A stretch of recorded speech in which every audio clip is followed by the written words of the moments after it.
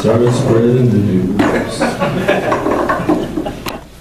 Thanks a lot, Lloyd. Yeah, I always am very good at getting a juicy title going to get myself into these speaking engagements. Then I have to write the paper and figure out how to live up to the title. So I've actually shortened it a little bit and cheated, hopefully not too much. But what this is basically is a lot of references that you run into in doing research for another project. In my case, a book on the NHL and its business history. And here I was running into cases of organized crime, mostly gambling. So I wanted to bring those to our attention because this is a great audience for it. Like many of you here, I expect you followed with great interest a few years ago the quest of Jim Balsley to acquire himself an NHL team. Pittsburgh Penguins, Nashville Predators, Phoenix Coyotes were all in his sights, probably some other teams too. But he couldn't close those deals. And by the third round, he'd alienated the NHL governors to the point where they rejected him personally under a league bylaw that ostensibly requires applicants to be of good character and integrity. And this was galling for Balsley, who responded, I think quite rightly, the NHL has long tolerated indicted and even convicted criminals among its ranks. He was right. Here we have a couple of examples of that from the recent history. Ironically, the man who did buy into the Nashville Predators after Balsley withdrew was William Del Biagio III, known as Boots, who is now in jail for perpetuating a multi-million-dollar fraud scheme. I don't have to tell you the story of Bruce McDonald here in the middle, former chair of the Board of Governors, who was convicted of fraud. And of course, Peter Pocklington, recently in the news, now I think being sentenced or having been sentenced for perjury. And of course, these two men and their crime for selling Wayne Gretzky is a whole other category of immorality. But you may also know, from if you've read about this, that this connection between crime and the NHL goes a little bit further back. They weren't that exceptional in the era, the post-war era. We know through research of several people that Jim Norris Jr. was involved. I'm not suggesting Jim was a criminal himself, but he was involved through his boxing schemes centering on the IBC at Madison Square Gardens in various questionable, with various questionable characters. Barney Nagler, in this quite interesting book, The Decline of James Norris, The Decline of Boxing, basically talks about his connections to people like Frank Carbo, right, who essentially ran boxing after the war and fixed everything, according to Nagler. But of course, this is a boxing story. Jim was involved in very different sports, and it isn't really necessarily a hockey story. Now, to give us some broader context to this, historian Steve Reese, who writes about baseball in the United States, really looks into the history of boxing, baseball, and horse racing, and he says, I quote, "They were dominated right from the start by professional politicians, generally political bosses, and close associates, either traction magnates or gamblers." Right? So he's already at the beginning saying that the kind of people who are attracted to sport in the late 19th century are people into gambling. Of course, at that time, not in today's Ontario, but at that time, gambling was generally not looked upon with very much favor as being something, if not criminal, at least something immoral. I argue with him a little bit that this hockey doesn't quite fit this pattern. In Canada, to my mind, the cities are a little less corrupt, machine politics driven, and sports seem a little bit more independent of politics.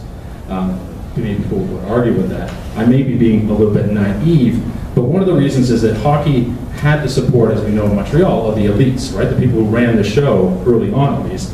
And it's also its facilities. When you're building a hockey rink, it doesn't require you to mow down whole city blocks to build a baseball diamond, for example. It doesn't require you to go to the city council and get permissions. Unlike boxing and horse racing, hockey also doesn't require that you go to the local legislature to make your sport legal. Right? So the Americans had this real incentive to involve themselves in politics and maybe pay off a few people along the way. Still, with the emergence of the NHL in the 1910s, we do start seeing a different kind of entrepreneur, someone who is less elite, more interested in sport as a business endeavor, and perhaps willing to extend the range of products and the range of people that they are willing to be associated with getting that moving. Men like George Kennedy, seen here on the left, the nom de sport of George Kendall, who parlayed his wrestling career into a career in promotion of sport to French Canadians in Montreal. And he was not from the Westmount elite who had created commercial hockey in the first place and built the Montreal Arena, which, as you see here, burned down in 1918, probably a picture you've seen before. Now, Kennedy obtained control of the Habs in 1910. And after the arena burned down, he teamed up with another local sports promoter named Tom Duggan, here on the right, who to build a new ring. This is the Mount Royal Arena seen on the bottom. Duggan's background was a little more interesting. I think he was a lawyer, although solid information on him is hard to come by. He was involved in horse racing mainly. And by being involved in horse racing, that meant you were involved in gambling. He was the secretary of the Back River Jockey Club, which operated the Mount Royal course around Montreal, and he had a few other investments in other tracks that had American connections as well. And together with Kennedy, they planted this new Mount Royal Arena, not in Westmount, right, where the old Center of the Elite, but in the heart of East End Plateau area of Montreal, primarily French Canadian and Jewish working class neighborhood. So looking for a different class, perhaps of customer. Duggan also, you may know, tried to get an English team resuscitated to replace the defunct Wanderers, and he wanted to get the Wanderers and the Canadiens into the same arena, but the NHL directors had other ideas. Duggan did not give up. He went after the Quebec Bulldogs. It's probably in Mark's book. And then after the Canadiens, when Kennedy died in 1921. Now, he did not succeed in getting hold of the Canadiens. Instead, the team went to a group of local promoters who also with sports connections, and these are Leo Dondurant and Joe Kateranich, pictured here with the old Bruins player Dunk Monroe. Kateranich and Dondurant were known by their business title often as Tetadeo, had started out as players and organizers. Kateranich had played in the first year of the Montreal that Canadian season, but by 1921 were mainly known for their tobacco wholesaling business and the operation of betting concessions at Montreal area horse racing tracks. And these parks were Kempton Park and De La Riviere. More on these two guys a little bit later. Let's go back to Duggan. Duggan had been stifled here in Quebec and in Montreal, so he did kind of a very entrepreneurial thing. He went to the NHL and said, how about we go to the United States? Now this is an idea that had been kicking around with the Montreal big league hockey guys since before the war. You know, talking about Boston in 1913. And with Dondurant's help in 1923, he actually convinces Calder and the rest of them to give him options on 2 franchises in the United States. Now the incentive to do this was a fear at some point that Eddie Livingstone or an American Luke would rise up and challenge the NHL. In fact, if they did not do this. So Duggan went down to Boston first, found some allies and some local writers from the Boston Post, who introduced him to this man here, Charles Francis Adams, who's probably well known to you as the longtime owner of the Boston Bruins. At that time, he was an amateur hockey impresario.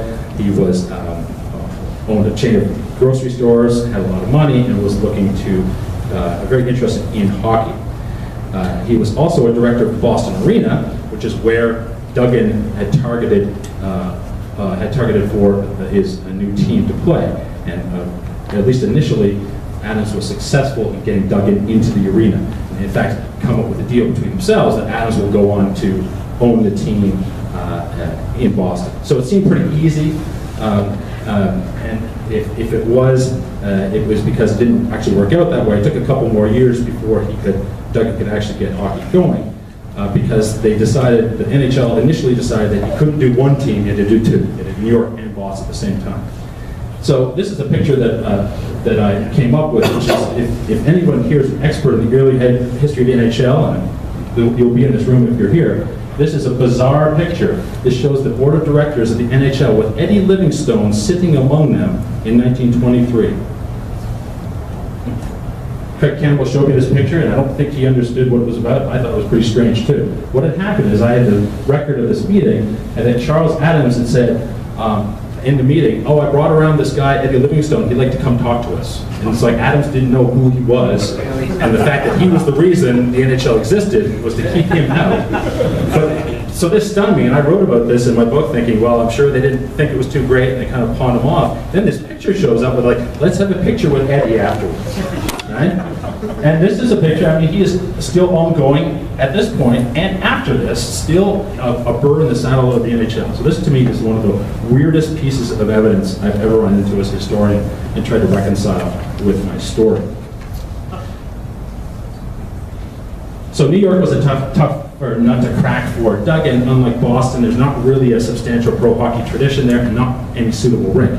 However, it did have a man named George Tex Rickard, this man in the hat on the left, who was the premier sports promoter of the age. And he ran Madison Square Garden, which is the largest arena in the largest city in the United States. And he was looking for events. Rickard was a very colorful character. He became famous as a promoter of so-called million-dollar bouts with people like Dempsey, the big boxing bouts of the early 20s, that had taken advantage of changing boxing law. So boxing was becoming legal in many states in the 20s, probably helped on by a little bit of money to the politicians. Rickard was later reported to have been ignorant of hockey, calling it that darn furrin game.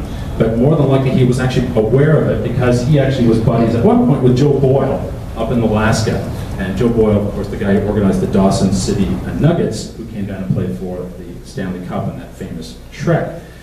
So Rickard was convinced by another man called John Hammond to choose hockey over soccer. There's a funny story, the soccer guy showing up and having a fist fight.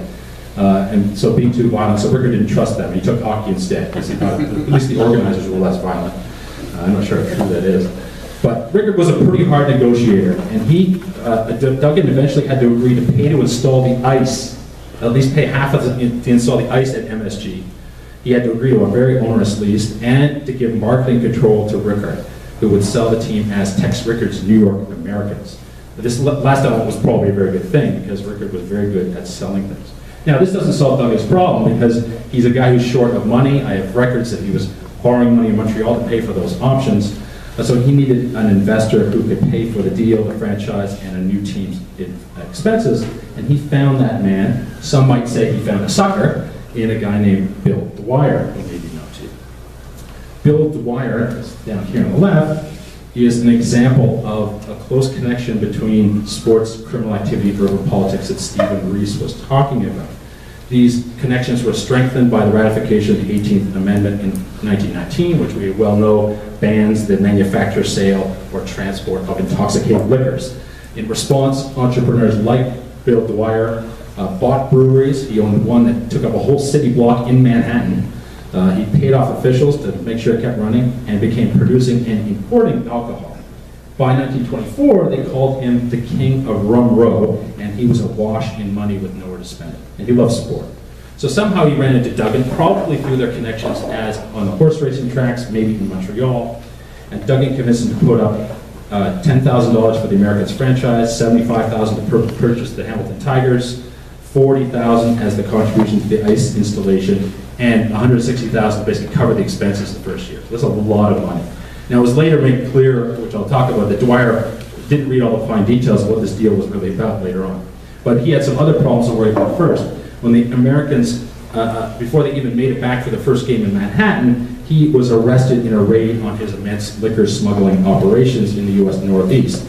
According to the New York Herald Tribune, Dwyer was the biggest single figure in the underworld of bootleg finance, with an operation that practically controlled the entire supply of imported liquor, which found its way into the country from the Atlantic seaboard. I've always tried to find connections between him and the Bronfmans, because the Bronfmans, of course, are legendary that they may have smuggled. He was buying a lot of Canadian liquor. It's possible Duggan was involved in that. There's no evidence of it, but he certainly had Canadian connections. Also arrested along with him, if you look through the names, was one of Dwyer's partners, a guy named Frank Costello. If that name seems familiar, it's because he later became infamous as the head of the Luciano organized crime family. So this was all the same people that we associate with 1920s organized crime. Now, Dwyer does look like a happy guy here, and he's often portrayed as a somewhat jolly fellow, a sportsman, man who loves racing and hockey. He was a real gangster. He tried to have a competitor, Legs Diamond, murdered in the street. That's Leg at the top right. This hit apparently had the approval of Arnold Rothstein, here pictured in the middle, who was another gambling and bootlegging czar who became famous for helping fix the Black Sox scandal in 1919. And for those watchers of Boardwalk Empire, you've seen him represented on that show as well. And Tommy Gorman, who was a longtime Ottawa Senators coach and owner, but at this point became Americans manager. But he later suggested Dwyer to actually use an Americans hockey game to provide himself an alibi for the murder of Rothstein. And so hockey was well integrated into the organized crime business scheme. Now, Did the NHL directors know this? Sure they did. I mean, it's possible that they, at this point, they probably weren't vetting new owners. Duggan had sold us, he had the cash, that was good enough for him. But they were fully aware of what he was about. Frank Ahern, the Ottawa owner, later wrote to Conn Smythe of Toronto Maple Leafs that he recalled a scene at a governor's meeting at the Lincoln Hotel in New York. Now, this is in the 1920s, late 20s, we're not sure when. He said, Bill Dwyer was to be our host at Dinty Moore's for lunch, and he invited you and I to walk over there with him. I was sitting beside Frank Calder at the lunch, and he was horrified at our walking several blocks with Dwyer. He said to me, "Don't you fellows know he got a bullet through his overcoat last week?" So the owners were aware of this. The players, Frank Calder was aware. The players were also keenly aware. Frank Boucher of the Rangers actually stayed with his family at the Forest Hotel. It's the hotel that Dwyer owned. Many of the Americans and Rangers players stay there. And Boucher remembered seeing and meeting a number of dark, attractive, well-dressed men with wide-brimmed hats and gleaming shoes, including Legs Diamond, Dutch Schultz, and the writer Damon Runyon. Boucher called it the most unusual cast of characters I ever encountered. Believe that.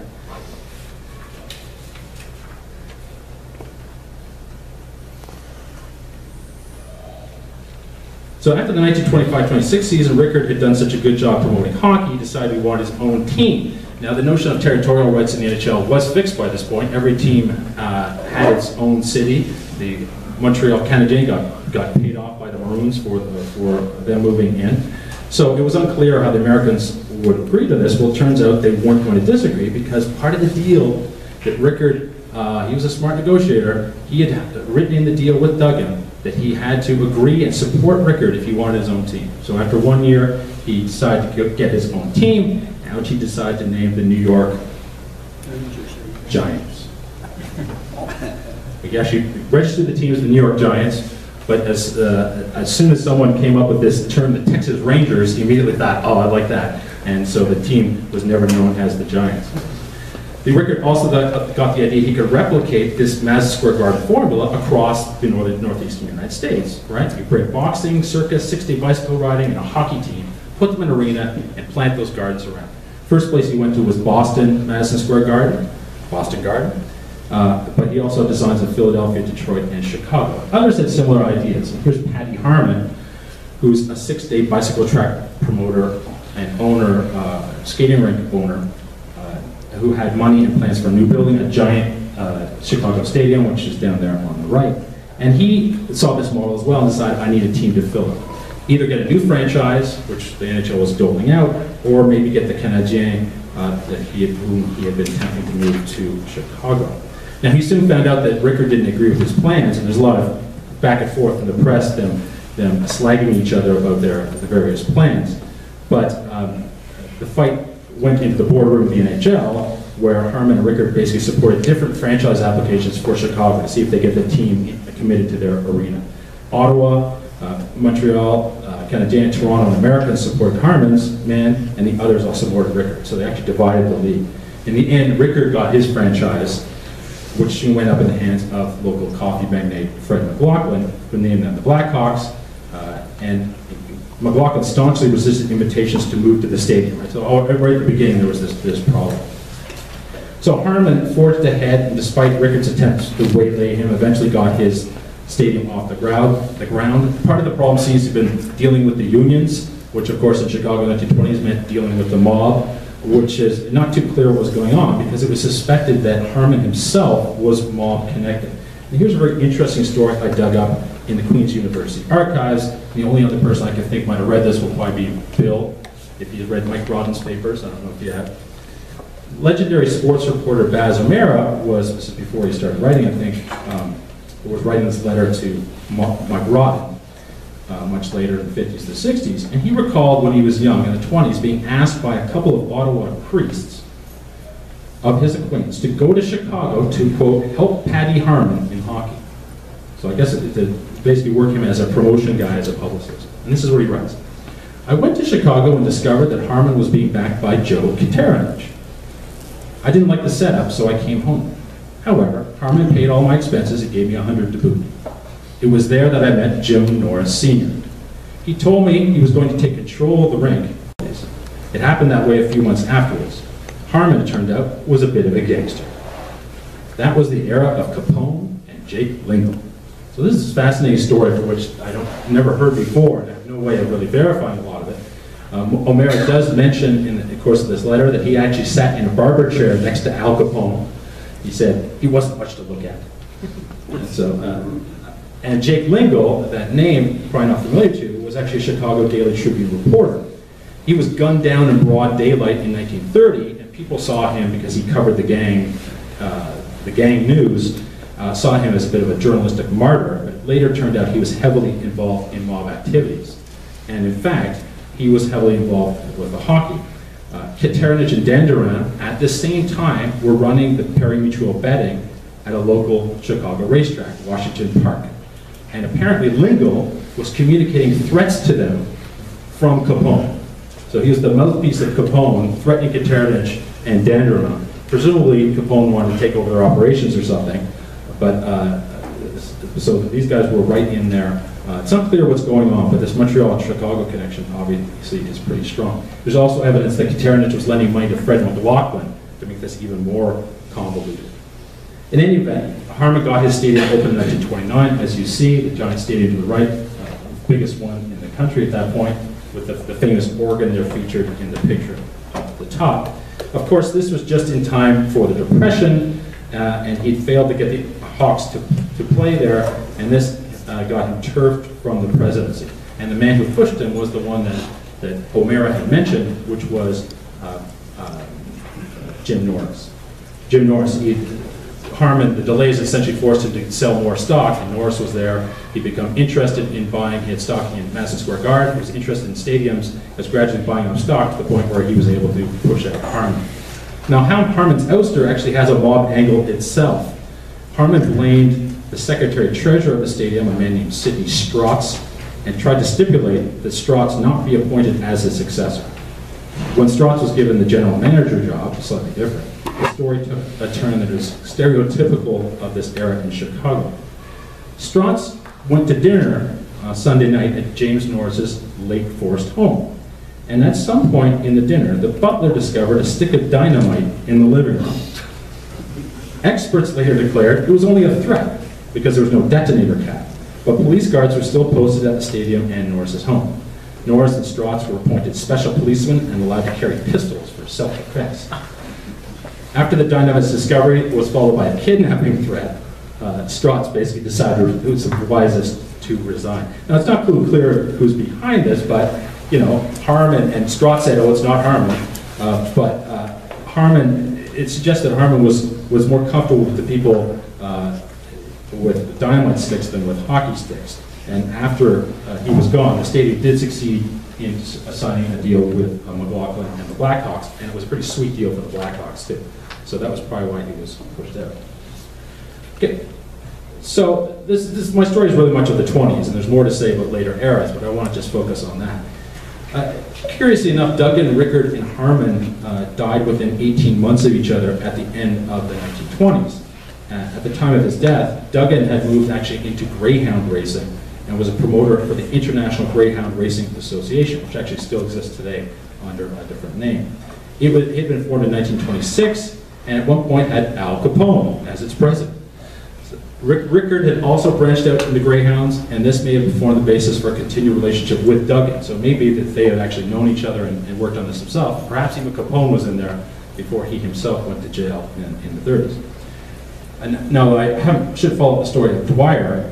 Dwyer got out of jail after only 19 months. So he was the biggest bootlegger in the United States to get seen. He's in jail for a 2-year sentence. He claims ill health, gets out after 19 months, and returned to the helm of the Americans. Now, to outward appearances, he appeared to go straight, although he kept some of the same questionable company, including his lawyer, a guy named Joseph Shallak, who was a well-known defender of mobsters.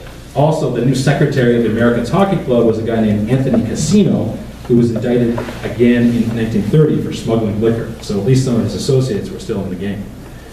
Probably the best evidence that Dwyer went straight is that he was financially insecure throughout the 1930s. In 1924, I estimate his income was about $2.4 million, which is an immense amount of money at the time. And in the 1930s, the IRS, as you may be familiar with the story with Al Capone, started going after mobsters for their undeclared income. And so they actually got a judgment of an incredible $5 million against them, which I think was the biggest judgment, income tax judgment ever to that point. Dwyer, to run his hockey team and to run his tracks, was forced to borrow from Mervyn Dutton, his own player, and also from James Norris. James Norris was essentially the savior of many teams in the 1930s, including the Americans. So, when Dwyer was forced to relinquish the Americans in 1936, the NHL was well established, although its continental footprint has shrunk from 10 to 6 clubs, as Earl told us earlier, gone back and forth from 4 to 10, back to 6 by 1943. But there's an important theme here as well, aside from the interesting stories. I think the speed and success of expansion depended on these networks of media journalists, but also of sports through horse racing, gambling, and, in the case of Dwyer at least, crime. We have horse racing entrepreneur Tom Duggan, bootlegger Bill Dwyer, possible mobster Patty Harmon, gambling impresarios Joe Katarnich and Leo Danderon, and they all helped determine the future of the National Hockey League. And this is an important moment, because in the background, or as we discovered, in the foreground, was Eddie Livingstone and some of his ideas about challenging the NHL and how he might take over, outmaneuver their seven strategy, if you want to call it that. So, with this in mind, dealing with people that were less than upright was perhaps a commercial necessity, you might be able to argue. And we may have seen that in subsequent expansion areas as well, right? Because these people have popped up when the NHL is keen to expand and not necessarily so keen to worry about where the money is coming from. So perhaps if Jim Balsley had appreciated this, he might have figured out how to get into the NHL. He might have taken advice from Ottawa Senators owner Eugene Melnyk, seen here, who himself was fined over $1 million by various securities regulators, and was also, curiously enough, another tradition long involved in horse racing. So I'll leave it at that. If you have any questions, I don't know how far I've run with time. Thank you.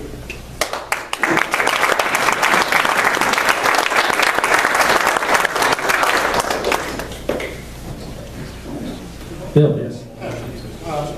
You didn't touch on one of the Canadian favorites, Pal Hal.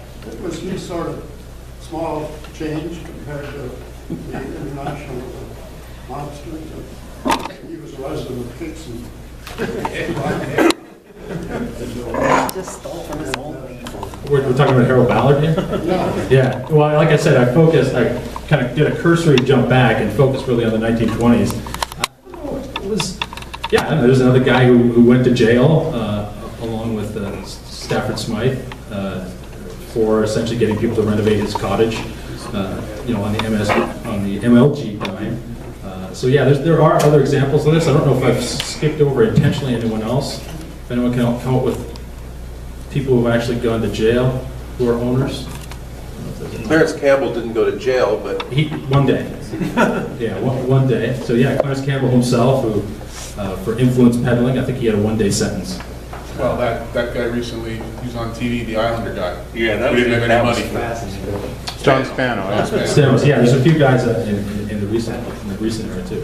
Yeah, it's always with this question. did you do any research on Red Dutton? I know it's a little bit later than these guys. Was he relatively clean? I think so. Yeah, I mean, I've had some discussions with Maury about Dutton. He seems to know a lot more about Dutton afterwards. Dutton ran a construction business out west, had a lot of wartime contracts, and he basically turned himself to that after the war. Yeah, so I never heard anything odd about him. He actually had to sue Dwyer to get his $20,000 back. I found this lawsuit somewhere where he, I don't know if he ever did it. And he essentially, you maybe know the story, hangs around running the team with the understanding that he might get a team after the war. He'll be able to resuscitate Brooklyn.